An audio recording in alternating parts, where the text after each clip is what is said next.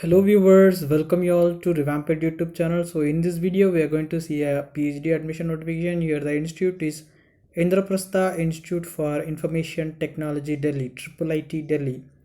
So the courses are computational biology, computer science and engineering, electronics and communication engineering, human centered and design, mathematics, social sciences and humanities. So in this video we are going to see about the social sciences and humanities in detail. So their departments are sociology and anthropology.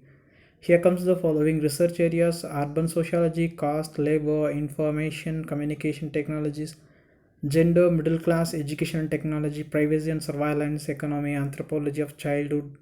You can see that environment, migration, family, kinship and marriage, technology and society, ecology, anthropocene, urban politics, civility, self-other, so urban e-waste practices. So in this university that you can apply, there is no application cost for a test. Also you can just apply. If you are having a UGC or else CSIR JRF net, you are encouraged to strongly apply. So those who are willing to join, they can apply before April 30. So due to coronavirus they have extended the dates.